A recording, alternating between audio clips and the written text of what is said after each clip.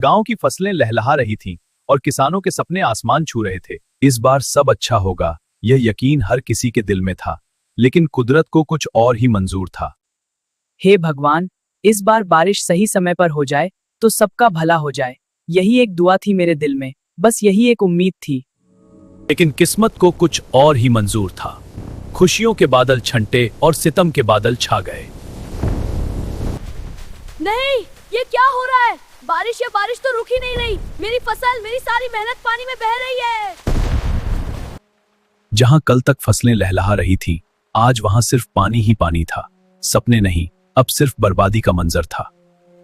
हे भगवान, अब मैं क्या करूंगा? यही खेत मेरी जान थी, मेरी पहचान थी। अब साहूकार का कर्ज कैसे चुकाऊंगा? बर्बादी के बाद भी कर्ज तो कर्ज ही था। घर की चूल्हे की आग बुझ गई थी, लेकिन साहूकार के लालच की आग अभी भी जल रही थी। साहूकार जी, बस थोड़ा और समय दे दीजिए, फसल बर्बाद हो गई है। 2 दिन का समय देता हूं रामू। पैसे नहीं लौटे तो यह जमीन अब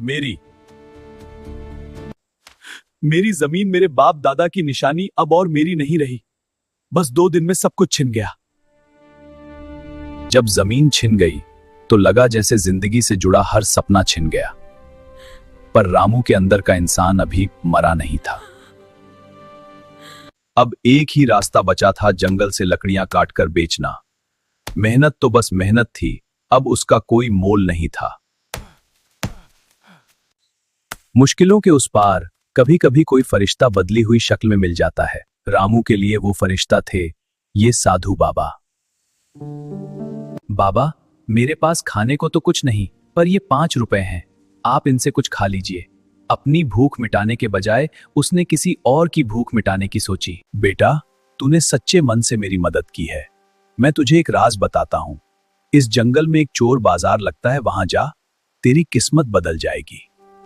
साधु बाबा की बात मन में बस गई थी।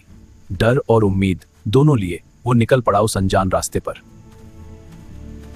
और फिर वो मिल गया, वो चोर बाजार, जहां सपने सस्ते में मिलते थे और महंगी थी सिर्फ इंसानियत। चावल और गेहूं सब 1 रुपए में 50 किलो। मुझे 50 किलो चावल और 50 किलो गेहूं दे दो। हाँ बिल्कुल, ले लो। लंबे समय बाद रामू के कदमों में हल्कापन था और आंखों में एक नई चमक। उम्मीद की एक किरण फिर से जगमगा उठी थी। यह सब कहां से आया रामू? यह भगवान की कृपा है। अब हम फिर से अपने पैरों पर खड़े होंगे। मेहनत और ईमानदारी से उसने अनाज बेचा। धीरे धीरे उसकी मेहनत रंग लाने लगी।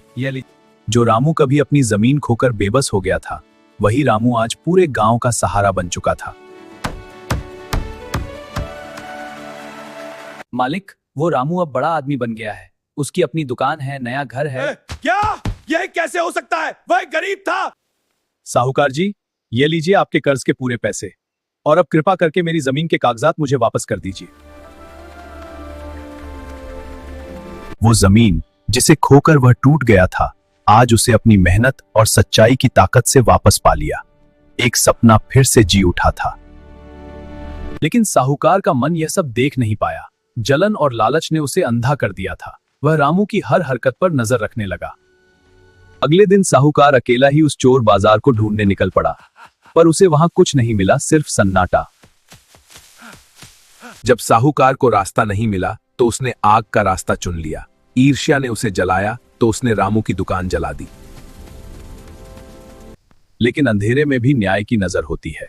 साहूकार को नहीं पता था कि उसके इस कुकर्म को किसी और ने भी देख लिया है। रुको! सुबह हुई और गांव की पंचायत बुलाई गई। सारे गांव वाले जमा थे, सच्चाई का फैसला सुनने के लिए। साहूकार, तूने जमीन छीनी, कर्ज के नाम पर लूटा और अब दुकान भी जला दी। तू गांव में रहने लायक नहीं है। गांव वालों का गुस्सा। हाँ बिल्कुल सही, निकाल दो इसे। इतना सताया इसने। गांव वालों, गुस्से से नहीं, सच्चाई और मेहनत से ही इंसान जीतता है। इसे माफ कर दो। रामू की नेक दिली ने सबको नम कर दिया। साहूकार ने आंखों की तरफ देखा। सच्चाई की जीत हुई थी और माफी ने उस जीत को अमर कर दिया। कहानी से सीख, सच्चाई और मेहनत की हमेशा जीत होती है। ईर्ष्या और लालच इंसान को गिरा देते हैं, लेकिन दया और क्षमा इंसान को महान बना देते हैं।